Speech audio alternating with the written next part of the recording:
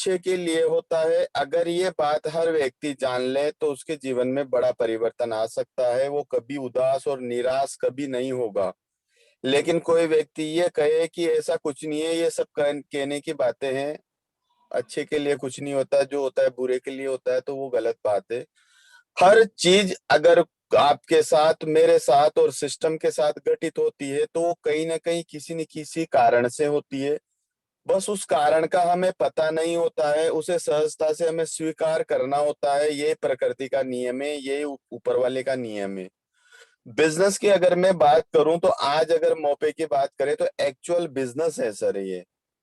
और actual business की यही परिभाषा है कि वो अप और डाउन होता है। आज अगर हम किसी जगह पे व्यापार करते हैं, दुकान लगाते हैं, तो किसी महीने में बहुत ज्यादा सेल होती है और किसी दिन बोनी भट्टों का भी टाइम नहीं मिलता, सुबह से शाम तक बोनी भी नहीं होती उस दुकान वाले की।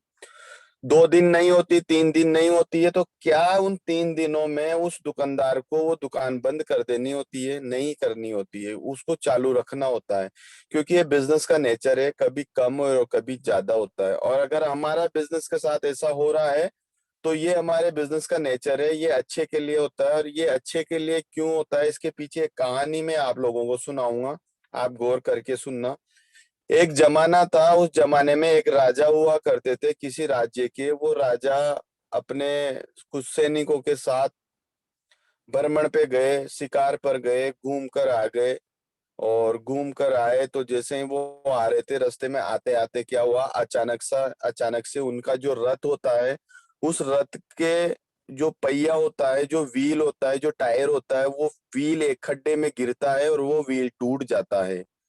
व्हील टूटने से राजा जी उस रथ से गिर जाते हैं और गिरने से उनका हाथ उस रथ के नीचे आ जाता है, जिससे उनके हाथ की एक उंगली कट जाती है।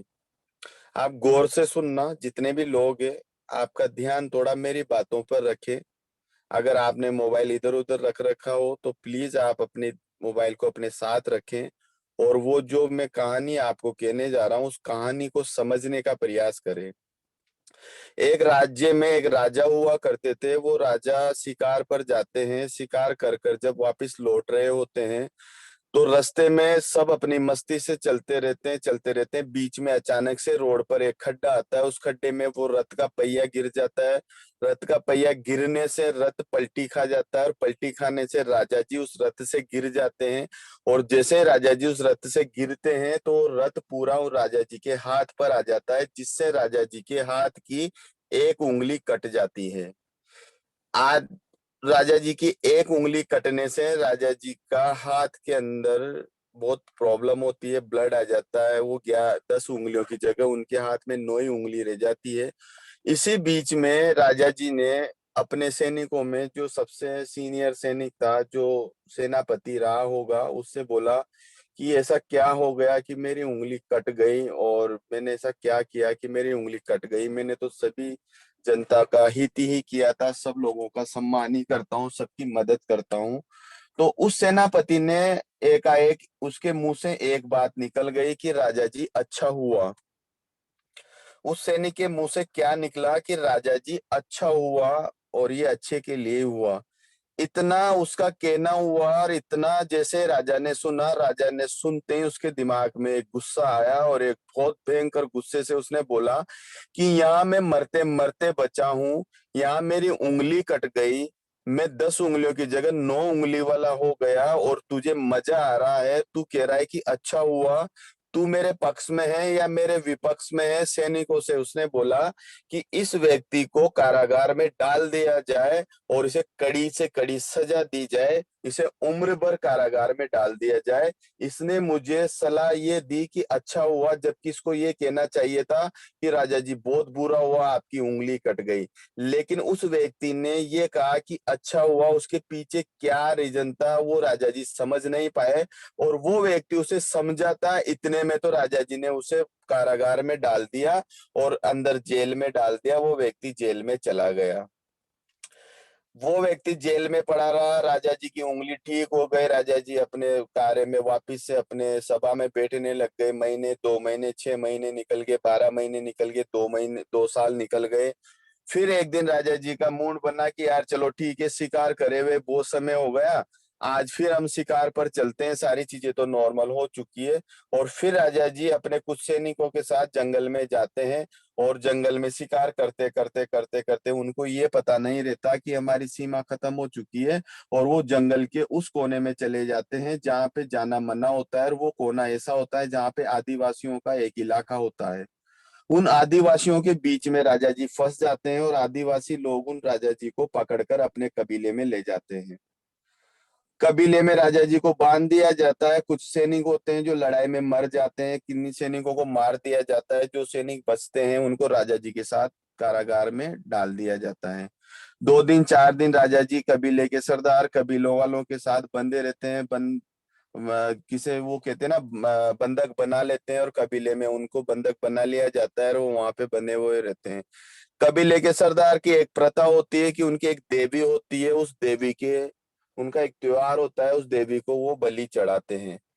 तो जब बलि का टाइम आया, और जब बलि चढ़ाने का टाइम आया, तो सभी कबीला वासियों ने ये बोला कि क्यों नहीं इस राजा की बलि हमारी माता को चढ़ाया जाए, तो हमारी माता खुश हो जाएगी, और हमें नए नए सुख और आनंद, और हमारा भविष्य अच्छा रहेगा, और हमारी माता को हम इस राजा की बलि चढ़ाएंगे। ऐसा कह के और उस राजा को सूचना पहुंचाई कि तू जितना खाना है तू खा सकता है, जो तेरी आखिरी इच्छा है तू बता सकता है। आने वाले इस समय पर इस दिन के अंदर तेरी बलि चढ़ा दी जाएगी, तेरा सर कलम कर दिया जाएगा, और माता के दरबार में तुझे मार दिया जाएगा। इतना सुनकर राजा बड़ा चिंतित हुआ, बड़ा दुख हुआ, और बड़े परेशान हो चुका है। राजा करे तो क्या करे, क्योंकि न वहां पे उसके सैनिक थे, और न वहां पे उसका राज्य था, और न वहां पे किसी तरीके का कोई टेलीफोन हुआ करता था, न कोई चिट्ठी पत्री हुआ करती थी कि वो अपने सैनिकों को बुलाए और इन कबीलावासियों पर हमला करके यहाँ से लड़ाई करके जीत कर घर चला जाए, अपने महल में चला जाए। ऐसा कोई साधन नहीं था, ऐसा कोई विकल्प नहीं था। सिर्फ राजा के साथ एक ही विकल्प था कि सहजता से वो अपना सर कटा ले और अपने प्राण को त्याग कर दे, और वहां पे अपने आप को खत्म कर दे।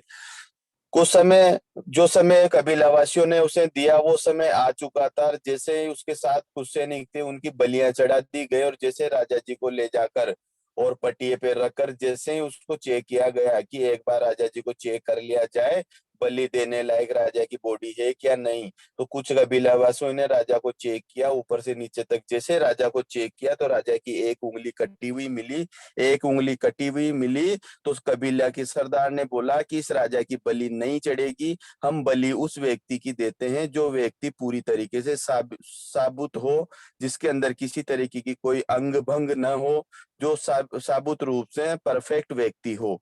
इस राजा को हम बलि नहीं देंगे, इससे अच्छा तो इस राजा को छोड़ दिया जाए और इसको मुक्त कर दिया जाए। उसी समय पर उस कटी हुई उंगली की वजह से उस राजा को छोड़ दिया जाता है, और राजा उसी समय पर उस कबीले से चलता है और अपने महल में आ जाता है। और अपने महल में आने के बाद बड़ा अफसोस जताता है, बड़ा रियलाइज करता है, और सोचने के बाद में उसे पता चलता है कि आज से कुछ साल पहले अगर ये उंगली मेरी नहीं कटी होती तो आज मेरी गर्दन कट जाती, आज मैं मर जाता। अगर मैं बचा हूं तो इस कटी हुई उंगली की वजह से बचा हूं, और ये उंगली कटी थी जब मेरे सबसे प्रिय साथी मेरे सेना के सेनापति ने मुझसे एक चीज कही थी कि राजा जी अच्छा हुआ उस शब्द की वजह से मैंने उसे कारागार में डाल दिया, और आज वो कारागार में पड़ा हुआ है।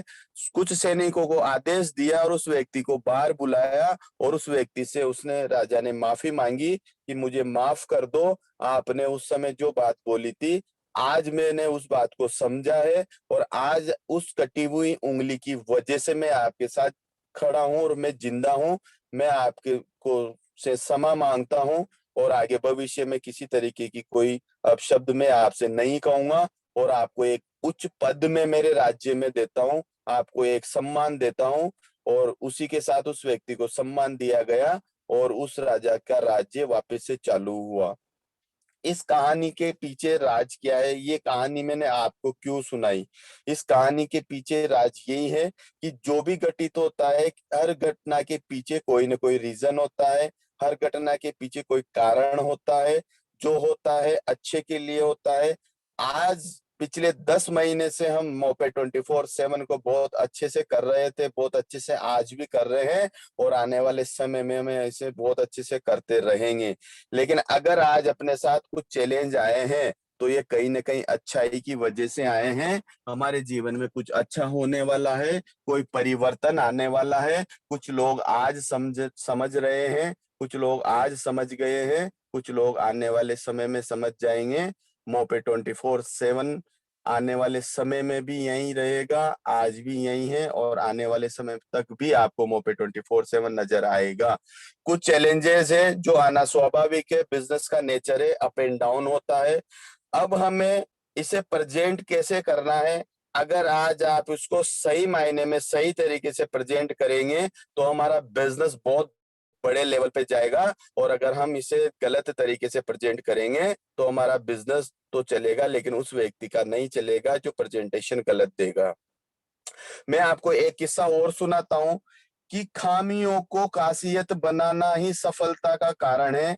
जिसने अपनी खामियों को खासियत में बदल लिया वही व्यक्ति सफल है। और आज आप इतिहास उठाकर पढ़ लीजिए, आज आप इतिहास में ये देख लीजिए, जितने भी बड़े बड़े इतिहास और जितने भी बड़े बड़े साहित्यकारिक जो भी लोग रहे हैं, जो सफल व्यक्ति रहे हैं, वो उनके जीवन में असफल लोग थे, वो आज सफल हुए हैं।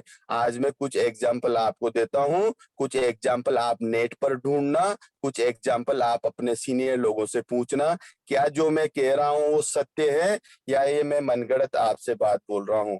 आज मैं फिल्म इंडस्ट्री की बात आपसे करता हूँ। जब अमिताभ बच्चन साहब जब फिल्म इंडस्ट्री में आए थे, जब वो उनकी लंबाई इतनी थी, उनकी आवाज ऐसी थी, उन्होंने अपनी आवाज को बदलने की कोशिश की और बनावटी आवाज में जब वो फिल्म में करने आए तो फ्लॉप हो गए। लेकिन जब कुछ लोगों ने उन्होंने अपनी प्रतिभा को समझा कि जो मेरे अंदर है उसी को ही अगर मैं बताऊंगा तो मैं सफल हो जाऊंगा। उसी तरीके से आप एक कॉमेडियन को देख लीजिए, जॉनी लीवर का नाम आज हम सब जानते हैं। जॉनी लीवर जब लीवर कंपनी में काम करते थे और जब फिल्म इंडस्ट्री में उनको ऑफर मिला और जब वो इस इंडस्ट्री में आने की कोशिश उन्होंने की तो कई लोगों ने उन्हें टोक दिया कि आपके अंदर न तो शकल है, न आपकी सूरत है, न आपकी सीरियत है, आपका न रंग गोरा है और न आपका फेस अच्छा है। जब आप हंसते हो तो आप एक मजाक बन जाते हो, न आपके बाल अच्छे हैं और न आपका रंग अच्छा है, आप किस कारण से हिट होगे? तो जॉनी लीवर साहब ने बोला कि अच्छाइयां आप सब लोगों में है, मेरे अंदर जितनी भी बुराइयां हैं इन्हीं बुराइयों से मैं नंबर 1 बनकर दिखाऊंगा। आज उन्हीं कमियों से जॉनी लीवर साहब नंबर 1 है कॉमेडी के क्षेत्र में। अगर किसी का नाम लिया जाता है तो जॉनी लीवर का नाम लिया जाता है। ऐसे हजारों एग्जाम्पल आपको मैं सुनना दूंगा। राजकुमार साहब को देख लीजिए, जब उनकी आवाज सही नहीं थी फिर भी उनको इंडस्ट्री में लिया गया। ऐसे कितने एग्जाम्पल आप बड़े बड़े वैज्ञानिकों को देख लीजिए, जिसने बल्ब का आविष्कार किया उनको देख लीजिए, असफलता की लाइनें लगाती थी लेकिन एक दिन सफल हुए हैं। कहने का मतलब इतना सा है कि आज अगर हमारे साथ जो बेहतरीन सुविधाएं कंपनी ने हमें दी है, अच्छी अच्छी कंपनियों ने अपडेशन की और अच्छी अच्छी कंपनी अपडेशन पे चली गई, आज दिन तक लौट कर नहीं आई। आप और हम सब फक्र महसूस करते हैं मोपे 24/7 एक्स के ऊपर कि यहाँ पर अपडेशन के साथ हमें प्रॉब्लम नहीं आई। चाहे किसी भी तरीके से सॉल्यूशन हमें कंपनी ने दिया लेकिन सॉल्यूशन हमें मिल गया। हम किसी भी तरीके से परेशान नहीं हो रहे हैं यहाँ पे और ना आगे होंगे। हमें रिचार्ज करना है, हमें सर्विस यूज करनी है, चाहे तरीका कोई सा भी हो, हमें सर्विस यूज करनी है। कंपनी ने हमें सर्विस दे दी है। ये सर्विस भी कंपनी ने सम टाइम के लिए दी है, ज्यादा टाइम के लिए नहीं दी है। ये सर्विस इसलिए दी है कि आज जो अपडेशन कंपनी के चल रहे थे, जो पैनल में कंपनी ने कोडिंग कर रही थी, जो पैनल कंपनी ने यहाँ से खोलकर उस पर काम कर रही थी, उसके आगे से कंपनी को सपोर्ट मिलना बंद हो गया। आगे जहाँ डिपार्टमेंट से टेक्निकली डिपार्टमेंट से जो सपोर्ट आ रहा था वो सपोर्ट में प्रॉब्लम आ चुकी थी। कोविड-19 की वजह से बहुत सारे एम्प्लॉय छुट्टियों पे जा चुके थे, बहुत सारे लीव पे जा चुके थे, जिसकी वजह से डिस्टर्ब हो चुका था, बहुत सारी चीजों को मैनेज नहीं कर पा रहे थे। इस वजह से ये प्रॉब्लम कंपनी को फेस करनी पड़ी। अब दो कारण कंपनी के पास रहे, या तो जो सर्विस बंद हो गई उसको अदर कंपनियों की तरह बंदी रख दिया जाए, महीने भर 15 दिन जब चालू होगी तब हम आपके सामने आ जाएंगे, तो वो तरीका बिल्कुल गलत था, वो गलत तरीका हो जाएगा। क्योंकि हो सकता है 5 दिन लग जाए, 15 दिन लग जाए, या 1 महीना लग जाए, क्योंकि कोविड-19 को 1 साल हो चुका है, इसका कोई भरोसा नहीं है। हो सकता है लॉकडाउन और ज्यादा आ जाए, हो सकता है जो परिस्थितियां अभी है इससे ज्यादा परिस्थितियां बिगड़ सकती है, इससे ज्यादा समस्याएं हमारे साथ आ सकती है। हो सकता है लोग घरों से बाहर नहीं निकले, हो सकता है बड़ी बड़ी व्यवस्थाएं बंद हो जाए। तो उन सारी चीजों को मैनेज करते हुए सर ने अल्टरनेट ऑप्शन हमें दिया है, और यहाँ पे हमें खुश होना चाहिए। हिंदुस्तान की पहले एकमात्र ऐसी कंपनी है, इसको कहने का नजरिया हमें बदल देना चाहिए कि रिचार्ज करिए कहीं भी और कैशबैक पाइए मौके से। आप आवाज तो निकाल कर देखिए कि रिचार्ज करिए पेटीएम से, रिचार्ज करिए फोन पे से, रिचार्ज करिए अमेजोन से, और उसकी इंफॉर्मेशन आप मोपे को दे दीजिए, उसका कैशबैक हमारी कंपनी आपको देगी। बात करने के नजरिए को हमें बदलना होगा, बात करने के नजरिए में हमें बदलाव लाना होगा। हम जिसको जिस तरीके से प्रेजेंट करेंगे वो हमारे साथ घटित होगा। मनोस्थिति अगर आपकी बदल गई तो परिस्थिति आपकी 100% बदल जाएगी, और अगर आपकी मनोस्थिति अगर डामाडोल हो गई तो आपकी परिस्थिति भी डामाडोल हो जाएगी। इसलिए हमारी मनोस्थिति को हमें बदलना होगा। हमारे को जो मिला है उसको हमें सहजता से स्वीकार करना होगा, और सहजता से अगर हमने स्वीकार किया तो जो मिला है वो हमारे लिए लाखों का नहीं करोड़ों का है। जो व्यापार हमें मिला है वो हमारे लिए लाखों का नहीं करोड़ों का है। क्योंकि कभी भी हम अपने बच्चों को बुरा नहीं कहते हैं, कभी भी हम अपने माँ बाप को बुरा नहीं कहते हैं। ये बच्चे समझो तो मुंह पे आपका बच्चा है, और माँ बाप समझो तो मुंह पे आपका माँ बाप है। अगर आप अपने माँ बाप की बुराई करेंगे तब भी हम सफल नहीं होंगे, बच्चे की बुराई करेंगे तब भी हम सफल नहीं होंगे। जो मिला है बहुत अच्छा मिला है, और इस कोविड-19 में अगर लॉकडाउन भी हो जाएगा तब भी चाहे कुछ भी जोड़ तोड़ लगाना पड़े, हमारे पैनल से हमें सर्विस प्रॉपर मिलती रहेगी, और आने वाले समय में भी हमें ये सर्विसेज कंटिन्यू मिलती रहेगी। सिर्फ प्रोसेस लेंदी, लोग समझते हैं कि लेंदी हो गया, लेंदी नहीं है, बिल्कुल भी लेंदी प्रोसेस नहीं है। आप मोपे में भी रिचार्ज करते हैं तो वही प्रोसेस होता है, वही आपको नंबर डालने होते हैं, वही आपको पे नाउ पर जाना होता है, वही यूपीआई आईडी डालनी होती है, वहां से आपका प्रोसेस होता है, कंपनी से पैसा, बैंक से पैसा कट के मोपे में आता है। कोई कारणवश अगर फेल हो जाता है तो वो भी हमें देखना पड़ता है।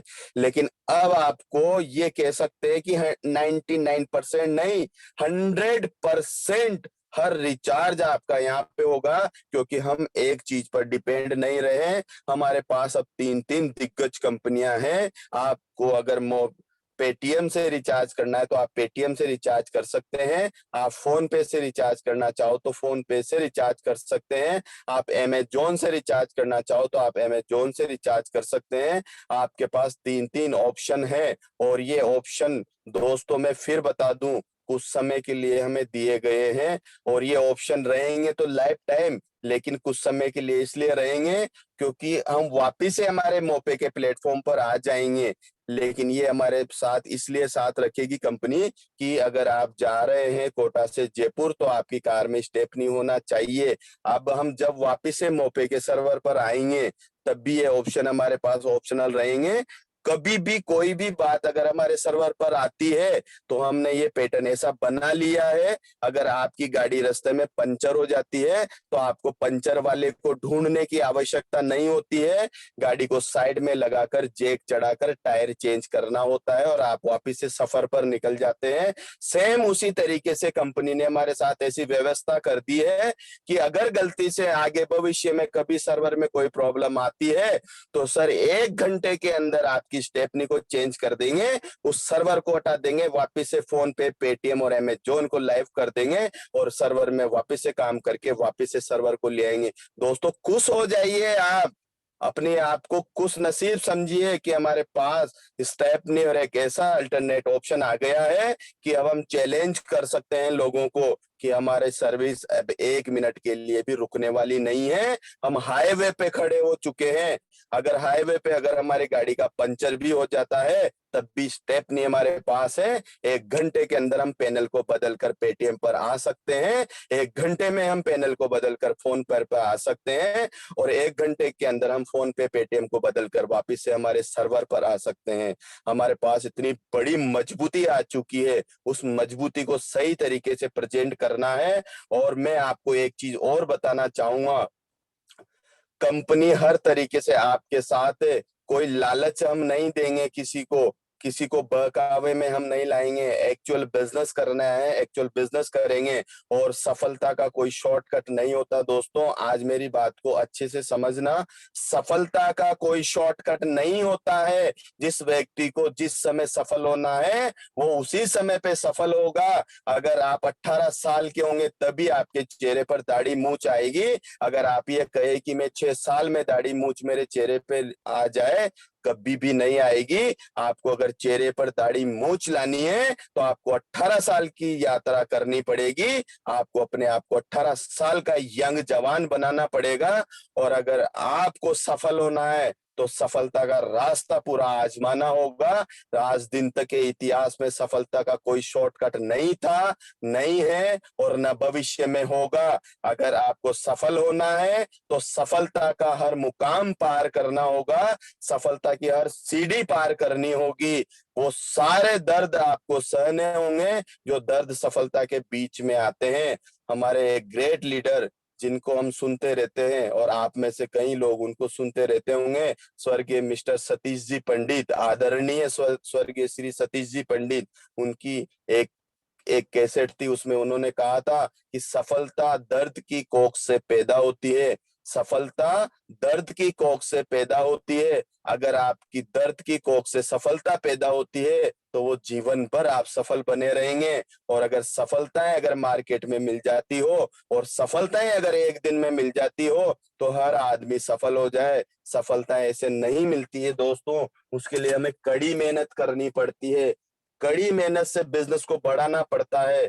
आज ये देखिए, आज से 50 साल, 60 साल पहले, 70 साल पहले, 80 साल पहले जब अंग्रेजों के खिलाफ लोगों ने एक मुहिम छेड़ी थी, एक आंदोलन तैयार किया था, सोच कर देखिए दोस्तों, एक एक व्यक्तियों को खड़ा किया था अंग्रेजों के खिलाफ लड़ने के लिए। 100 लोगों को बुलाया जाता था, उनको तैयार किया जाता था। 100 में से 90 लोग बच जाया करते थे, 10 लोग रुकते थे, 10 में से 9 लोग बच जाया करते थे।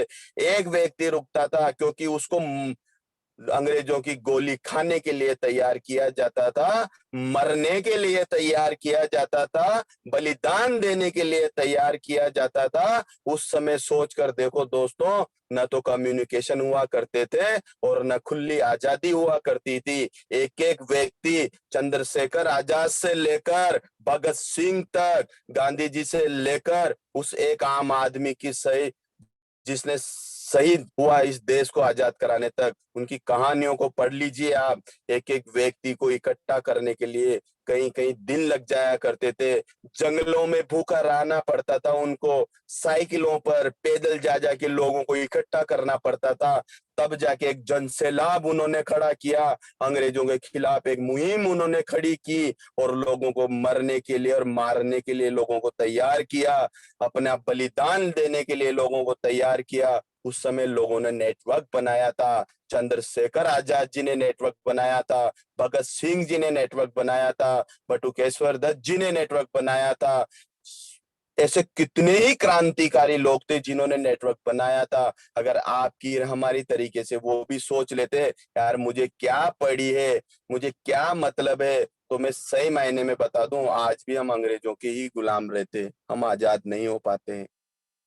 हमें दर्द पैदा करना पड़ेगा, हमें दर्द सहन करना पड़ेगा, हमें सुनना पड़ेगा, हमें सीखना पड़ेगा और आज हर स्थिति और परिस्थिति में खड़ा रहना पड़ेगा। मैं हर मीटिंग में एक ही बात बोलता हूँ, राह भटकाने वाले 1000 मिलेंगे, राह पर उंगली पकड़कर चलाने वाला एक ही शख्स मिलेगा। उस शख्स की बात को हमें मानना है। अपने आवेश में, अपनी खुद की सोच के आधार पर हमें डिसीजन लेने हैं। 2 मिनट लगता है दोस्तों, 2 मिनट के अंदर बना बनाया कारवां बिखर जाता है। आप 1000 लोगों की टीम को एक कॉल पर खत्म कर सकते हो, एक मैसेज पर 1000 लोगों की टीम को खत्म कर सकते हो, लेकिन उस 1000 की टीम को खड़ा करने में पसीने आ जाएंगे, आपको रातें खत्म हो जाएगी, गले सूख जाएंगे, पसीने आ जाएंगे टीमों को खड़ा करने में। तो दोस्तों प्लीज अपनी टीमों में कोई ऐसी बात ना करे। आज मैंने कॉल सुने हैं कुछ लीडरों के, मेरे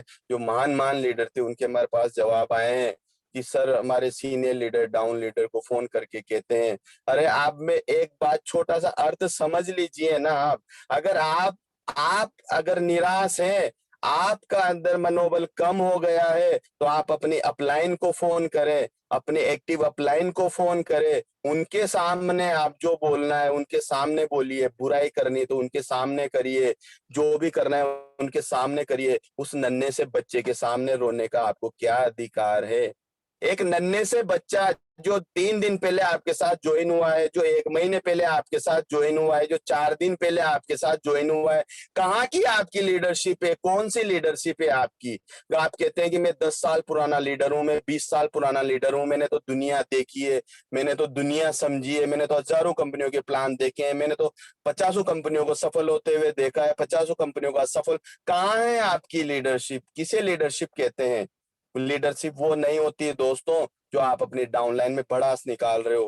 लीडरशिप वो होती है कि आप अपनी अपलाइन के साथ भड़ास निकालिए, अपनी अपलाइन को बात करिए, अपनी अपलाइन के साथ शेयर करिए कि सर मेरे साथ ये प्रॉब्लम आ रही है और अब मुझे क्या करना चाहिए कि मेरा बिजनेस बढ़े। आप कभी भी अपनी डाउनलाइन के साथ कुछ भी बात मत शेयर करिए, अपने बच्चों के साथ कभी कोई बात शेयर मत करिए। मैं नेटवर्क बिजनेस की ही बात नहीं कर रहा, आप अपने परिवार में भी ये एग्जाम्पल दोहरा लीजिए। आप मार्केट में क्या करते हैं, क्या नहीं करते हैं, किस तरीके से लोगों से मिलते हैं, क्या जॉब है आपका, क्या बिजनेस है, किस व्यक्ति ने आपको बुरा बोला, किस व्यक्ति ने आपको अच्छा बोला, किस व्यक्ति ने आपका मान किया, किस व्यक्ति ने आपका अपमान किया, किस व्यक्ति से आपकी दुश्मनी है, किस व्यक्ति से आपकी दोस्ती है, मत बताइए। आप घर पे जाकर क्या फर्क पड़ेगा अगर आप उनको ये बातें नहीं बताएंगे तो। लेकिन कुछ लोग घर पर जाकर बता देते हैं बच्चों को, आज मेरे साथ ये हुआ, आज मेरे साथ। आप अच्छी अच्छी बातें बताइए घर वालों को, आज दिन भर मेरा बहुत अच्छा निकला,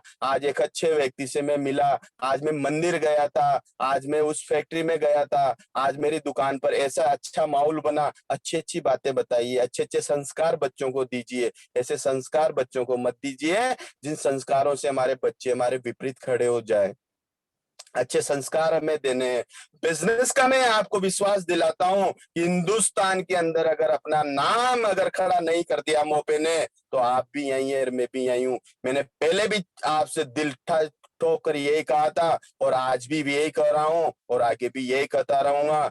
उस दिन मुझे याद है जब 25 मई 2020 को मोपे 24/7 की स्थापना हुई थी। पंकज गौतम सर के साथ सिर्फ और सिर्फ अकेला एसएन जहांगीर था, दूर दूर तक कोई भी एक व्यक्ति नहीं था। जब दोनों ने मिलकर 20,000 लोगों का कारवां खड़ा कर दिया, तो आज तो हमें बड़ा फक्र महसूस होता है कि हिंदुस्तान के 100 लोग आज हमारे साथ है। ऐसे जाबाज और ऐसे धुरंधर लीडर हमारे साथ है, जिन्होंने कसम खा रखी है, जिन्होंने बीड़ा उठा रखा है, जिन्होंने अपनी इज्जत को मोपे के साथ जोड़ रखा है। हम तो आज बहुत गौरवान्वित महसूस करते हैं, अपने आप को भाग्यशाली महसूस करते हैं कि आज हमारे साथ ऐसे मजबूत लीडर खड़े हैं।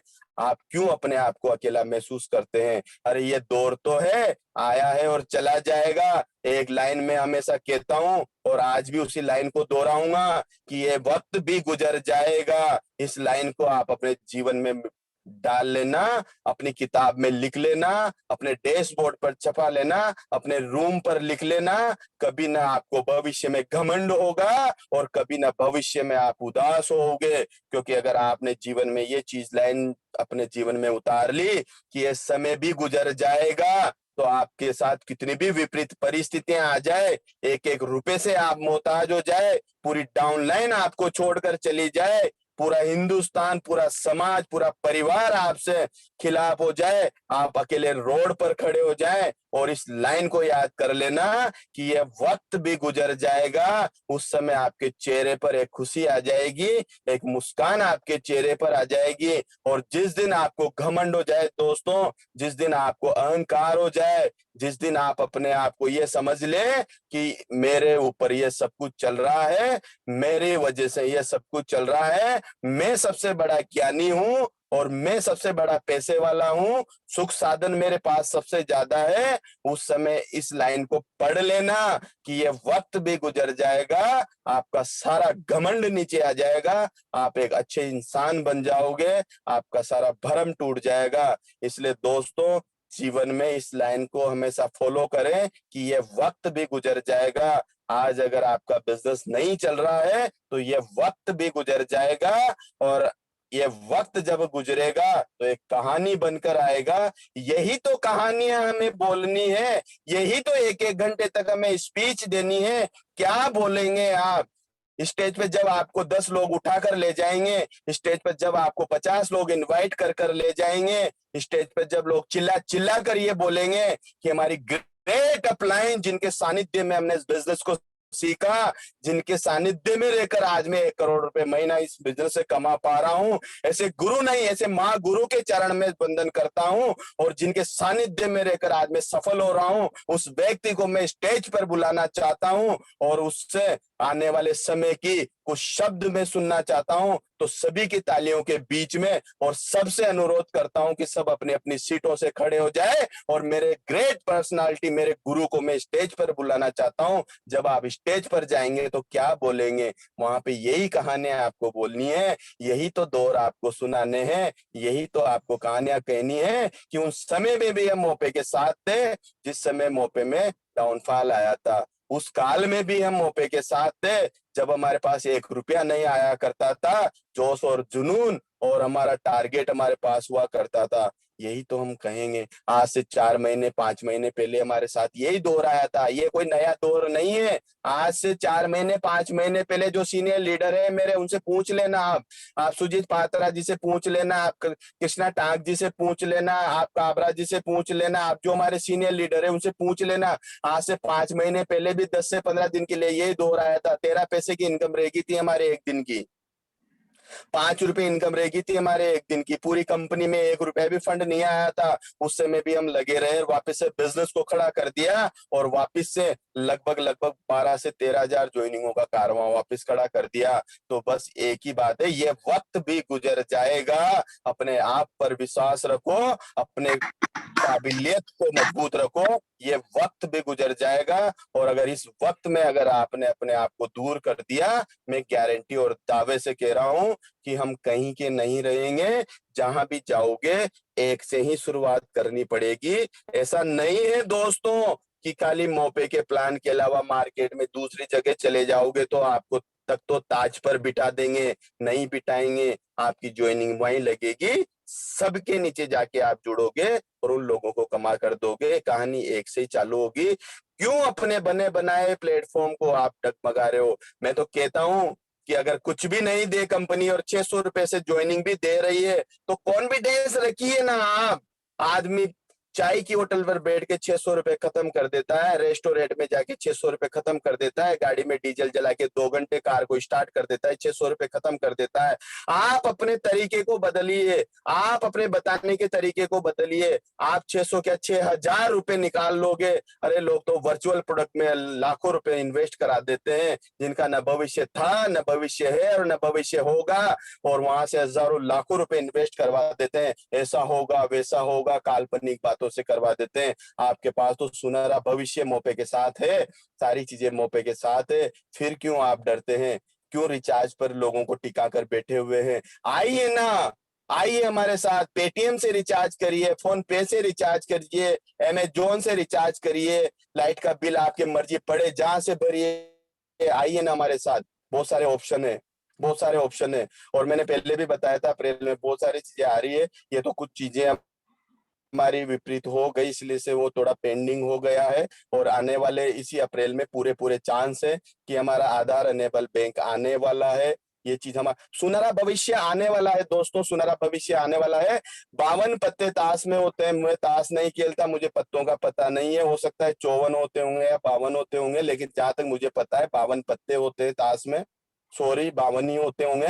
52 पत्ते ताश में होते हैं, 48 पत्ते आपने खोल दिए, 4 अक्के तो बचे हुए हैं, खोल दो ना यार शिद्दत से। क्यों उनको पत्तों को आप छुपा कर बैठे हुए हो, क्यों लोगों की बातों में आ रहे हो? कुछ ऐसी चीजें हमारे बीच में आ रही है, कुछ ऐसे प्रोडक्ट हमारे बीच में आ रहे हैं जिनके लिए लोग अगर लाइन लगाकर आप तक नहीं पहुंचे और लोग लाइन लगाकर आपको ढूंढने नहीं आ जाए तो नाम बदल देना मेरा। लाइन से ऐसे प्रोडक्ट बिकने वाले हैं हमारे साथ, ऐसे ऐसे ऑप्शंस हमारे पास आने वाले हैं, लेकिन पेशेंस हमें रखना पड़ेगा, उतार चढ़ाव में देखना पड़ेगा। क्योंकि फसल एक किसान करता है, जब वो फसल करता है ना दोस्तों, जब उसकी फसल हो जाती है, खड़ी हो जाती है, काटने का, बुआई के बाद में काटने का समय आ जाता है और ओलावृष्टि हो जाती है, वो फसल खत्म हो जाती है, सोच कर देखो उसके सीने पर कितना बड़ा लोड आया होगा। बच्चे तिल तिल के रो रहे होंगे उसके, उस समय को भी वो निकालता है जैसे तैसे करके साहूकारों से पैसे लाकर, लेकिन उस जमीन को बोना बंद नहीं करता, क्योंकि वो जमीन उसकी माँ है दोस्तों, उसकी माँ। और माँ के खिलाफ कभी बच्चा खड़ा नहीं होता है, और उस माँ को वो हर साल वापिस से करता है, वापिस से उस जमीन पर हल चलाता है और वापिस से उस फसल को खड़ा करता है, और फिर अगले साल उसकी फसल मर जाती है, फिर वो खड़ा होता है, फिर फसल करता है, फिर फसल मर जाती है, फिर करता है, क्योंकि वो फसल उसकी है और उस धरती का वो बेटा है और वो धरती उसकी माँ है, और उस माँ को चलाने के लिए वो बच्चा हमेशा तैयार रहता है। तो दोस्तों, मोपे 24/7 हमारी माँ है, हम इसके बच्चे हैं, और हम सब मिलकर इस बिजनेस को बढ़ाएंगे। और मैं सब लोगों का साथ चाहता हूं, आप सब लोगों का सहयोग चाहता हूं। अगर आज आप हमारे साथ हैं तो आने वाले समय में हम सब मिलकर एक कीर्तिमान बनाएंगे, आने वाले समय में मिलकर हम इतिहास बनाएंगे, लोग हमारे इतिहास पढ़ेंगे। क्योंकि गांधी जी ने एक ही बात ठानी थी, जब अंग्रेजों ने रेल से उसे ट्रेन से अंदर से बाहर गिरा दिया था, कुछ नहीं बोला था, सिर्फ एक शब्द बोला था, आज आपने मुझे डिब्बे से बाहर फेंक दिया, एक दिन में पूरे देश से आपको बाहर फेंक दूंगा। वो कमिटमेंट आज अगर हमारे साथ कुछ लोग बाहर है तो ये सारे लोग हमारे साथ आएंगे, ऐसा विश्वास आपको रखना है। हम आपके साथ हैं, आज चाहे किसी भी विपरीत परिस्थितियां आ जाए, आपको हिलना नहीं है, डगमगाना नहीं है। हमारे कोई यहाँ पे लाखों का इन्वेस्टमेंट नहीं हो गया है जिसकी वजह से आपका बीपी लो हो गया हो या बीपी हाई हो गया हो। जितने लगाए थे उसके कई गुना पैसा वसूल लिए हैं हमने यहाँ से। कोई भी व्यक्ति ये नहीं कह सकता कि मेरा लॉस कर दिया मोपे ने। हिंदुस्तान की पहले एकमात्र ऐसी कंपनी है जो 100% हर व्यक्ति को पैसा दिया है, जितना लगाया है उसका कई गुना वापस दिया है। एक भी व्यक्ति लॉस में नहीं है। जब आप लॉस में नहीं है तो आपको लोड लेने की आवश्यकता भी नहीं है किसी भी तरीके से।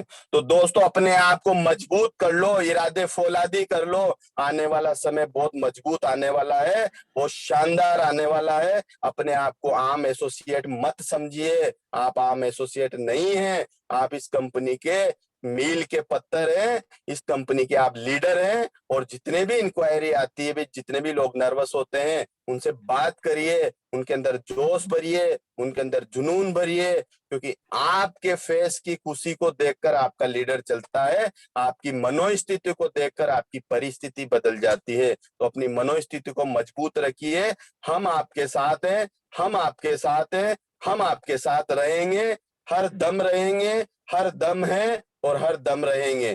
Thank you very much.